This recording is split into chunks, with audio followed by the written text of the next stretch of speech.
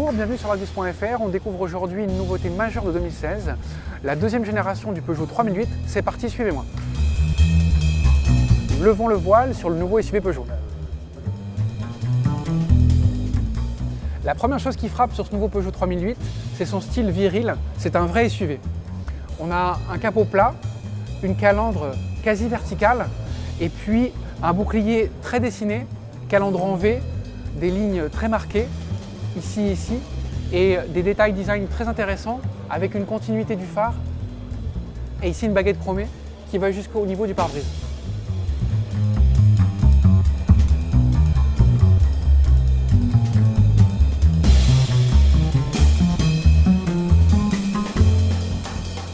À l'arrière, on a ce nouveau bandeau laqué entre les feux.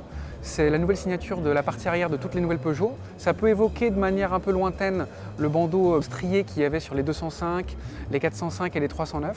Et puis surtout, d'un point de vue design, ça permet d'agrandir visuellement la lunette arrière en donnant l'impression que celle-ci descend jusque-là.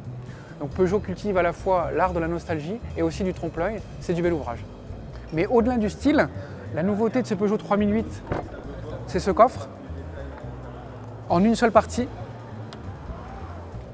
Oubliez la tablette rabattable qu'il y avait dans l'actuel. Là maintenant, on va à l'essentiel. On a un volume de coffre beaucoup plus grand, un double fond, une banquette rabattable de tiers 1/3 avec la même modularité que sur une 2008. Peugeot a vraiment axé le côté familial. C'est plus pratique.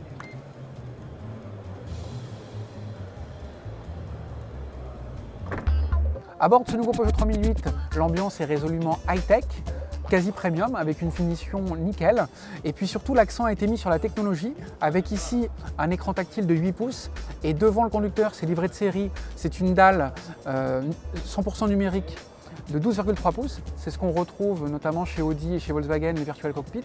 Donc le Peugeot 3008 a de bonnes références et il place la barre très haut. Et puis on note aussi une chose très importante, c'est que Peugeot a retenu la leçon.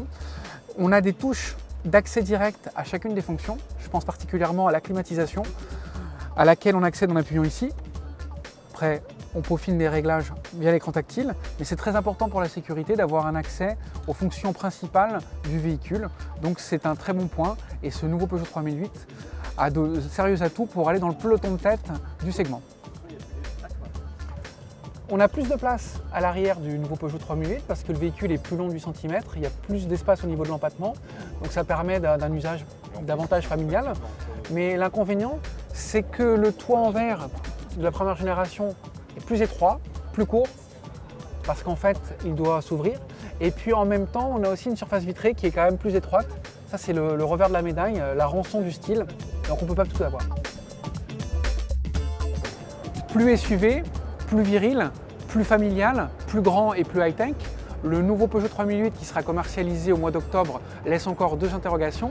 Sera-t-il plus vendu que l'actuel, qui a déjà été un succès commercial, et aussi plus cher? On n'a pas encore les tarifs. Peugeot devrait les officialiser notamment au niveau du mondial. Nous, on a une estimation qui serait autour de 24 000 € en prix d'appel pour ce nouveau Peugeot 3008.